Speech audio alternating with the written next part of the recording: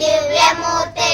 श्रीचन्द्रिका कलित निर्मल शुभ्रवस्त्रे कामार्थदायि कलहंस समाधिरूढे वागीश्वरी प्रतिदिनं मम रक्ष देवी देवासुरेन्द्रनतमौलिमणि प्ररुचि श्रीमञ्जरी निबिडरञ्जित पादपद्मे नीलाळके प्रमदहस्ति समानयाने वागीश्वरी प्रतिदिनं मम रक्ष देवी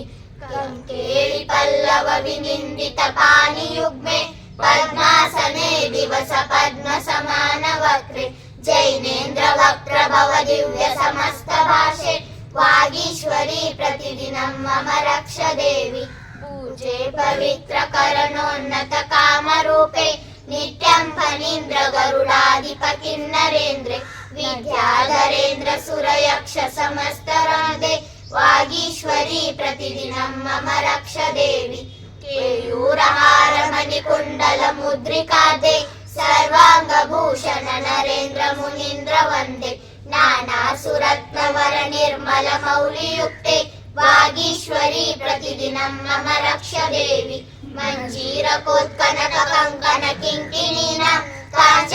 काञ्चाचञ्कृतरवेन विराजमाने सद्धर्मवारिणि सन्तत वर्धमाने वागीश्वरी प्रतिदिनं मम रक्ष देवी अर्धेन्दुमण्डित जटाललित स्वरूपे शास्त्रा प्रकाशिनि समस्त कलाधिनाथे चिन्मुद्रिका जपसराभय पुस्तकाङ्के वागीश्वरी प्रतिदिनं मम रक्ष देवी बिम्बीर पिण्ड हिम शङ्कसिताभ्रहारे पूर्णेन्दुबिम्ब रुचि शोभित दिव्यगात्रे चाञ्चल्यमान मृगशावल लाटनेत्रे वागीश्वरी प्रतिदिनं मम रक्ष देवी सरस्वत्यां प्रसादेन काव्यं कुर्वन्तु मानवा तस्मान्निश्चल भावेन पूजनीया सरस्वती श्री सर्वज्ञा मुखोत्पन्ना भारती बहुभाषिणी अज्ञानतिमिरां हन्ति विद्या बहुविकासिनी सरस्वती मया दृष्टा दिव्या कमललोचना हंसस्कन्द समारूढा वीणा पुस्तकधारिणी प्रथमं भारती नाम द्वितीयं च सरस्वती तृतीयं शारदा देवी चतुर्थं हंसगामिनी पंचमं विदुषां माता षष्ठं वागीश्वरी तथा कुमारी सप्तमं प्रोक्ता अष्टमं ब्रह्मचारिणी नवमं जगन्माता दशमं ब्राह्मिणी तथा एकादशं तु ब्राह्मणी द्वादशं वरदा भवेत् वाणी त्रयोदशं नाम भाषा चैव चतुर्दशं पञ्चदशं श्रुतदेवी षोडशं गौरी गद्यते एतानि श्रुतनामानि प्रातरुत्थाय पठेत् तस्य सन्तुष्यति माता शारदा वरदा भवेत् सरस्वती नमस्तुभ्यं वरदे कामरूपिणि विद्यारम्भं करिष्यामि सिद्धिर्भवतु मे सदा सुप्रभात स्तोत्र यत्स्वर्गावतरोत्सवे यदभव जन्माभिषेकोत्सवे यद्दीक्षाग्रहणोत्सवे यदखिल ज्ञानप्रकाशोत्सवे यन्निर्वाणगमोत्सवे जिनपते पूजाद्भुतं तद्भवे सङ्गीतस्तुतिमङ्गलैः प्रसरतां मे सुप्रभातोत्सव श्रीमन्नतामर किरीटमणि प्रभावि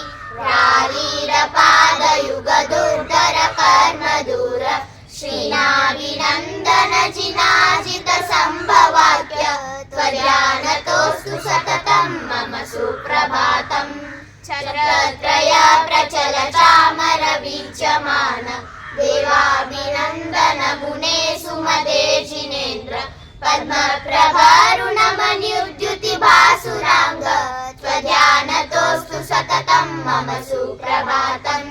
अरहन् सुपार्श्व कदलीदलवर्ण गात्र प्रलेयतारगिरिमौक्तिक वर्ण गौर चन्द्रप्रभ स्फटिक पाण्डुर पुष्पदन्त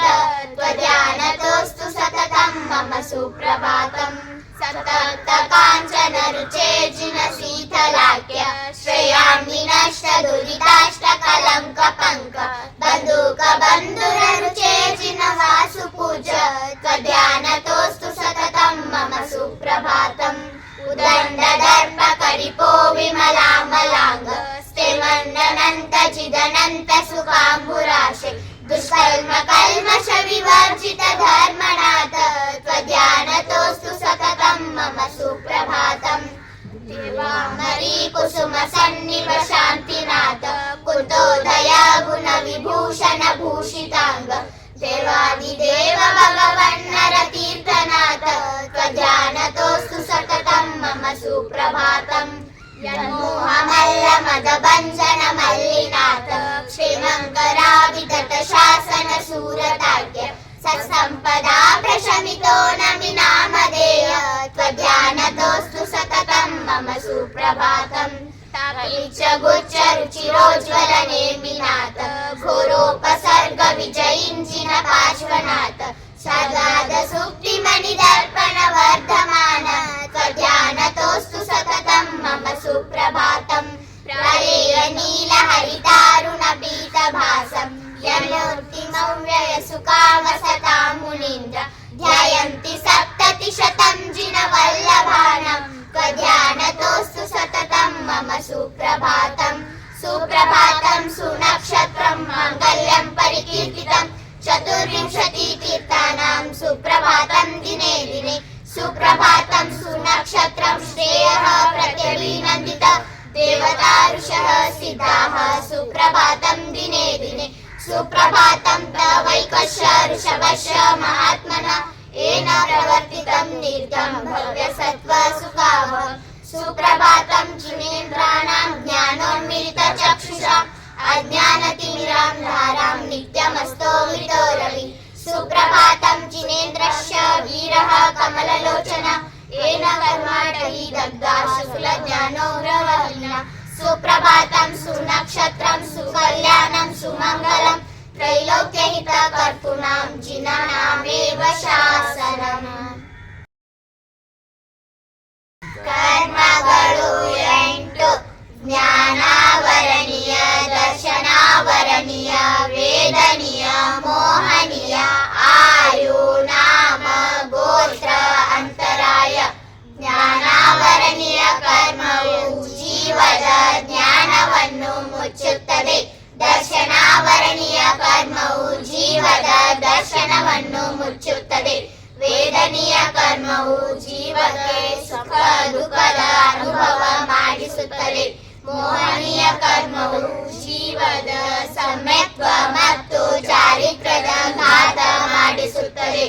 ಆಯು ಕರ್ಮವು ಜೀವವನ್ನು 4 ಗತಿಗಳಲ್ಲಿ ಬಂಧಿಸಿ ಇಡುತ್ತದೆ ನಾಮ ಕರ್ಮವು ಜೀವಕ್ಕೆ ನಾನಾ ಪ್ರಕಾರದ ಶರೀರ ಧಾರಣೆ ಮಾಡಿಸುತ್ತದೆ ಗೋತ್ರ ಕರ್ಮವು ಜೀವವನ್ನು ಉಚ್ಚ ಮತ್ತು ನೀಚ ಕುಲದಲ್ಲಿ ಹುಟ್ಟಿಸುತ್ತದೆ ಅಂತರಾಯ ಕರ್ಮವು ಜೀವದ ದಾನ ಲಾಭ ಭೋಗ ಉಪಭೋಗ ವೀರ್ಯಗಳಲ್ಲಿ ಅಡ್ಡಿ ಮಾಡಿಸುತ್ತದೆ ಜ್ಞಾನಾವರಣೀಯ ಕರ್ಮದ ನಾಶದಿಂದ ಅನಂತ ಜ್ಞಾನ ಪ್ರಾಪ್ತಿಯಾಗುತ್ತದೆ ದರ್ಶನಾವರಣೀಯ ಕರ್ಮದ ನಾಶದಿಂದ ಅನಂತ ದರ್ಶನ ಪ್ರಾಪ್ತಿಯಾಗುತ್ತದೆ ಮೋಹನೀಯ ಕರ್ಮದ ನಾಶದಿಂದ ಅನಂತ ಸುಖ ಪ್ರಾಪ್ತಿಯಾಗುತ್ತದೆ ಅಂತರಾಯ ಕರ್ಮದ ನಾಶದಿಂದ ಅನಂತ ವೀರ್ಯ ಪ್ರಾಪ್ತಿಯಾಗುತ್ತದೆ ವೇದನೀಯ ಕರ್ಮದ ನಾಶದಿಂದ ಅವ್ಯಾಭಾದತ್ವ ಗುಣ ಪ್ರಾಪ್ತಿಯಾಗುತ್ತದೆ ಆಯು ಕರ್ಮದ ನಾಶದಿಂದ ಅವಗಾಹನತ್ವ ಗುಣ ಪ್ರಾಪ್ತಿಯಾಗುತ್ತದೆ ನಾಮ ಕರ್ಮದ ನಾಶದಿಂದ ಸೂಕ್ಷ್ಮತ್ವ ಗುಣ ಪ್ರಾಪ್ತಿಯಾಗುತ್ತದೆ ಗೋತ್ರ ಕರ್ಮದ ನಾಶದಿಂದ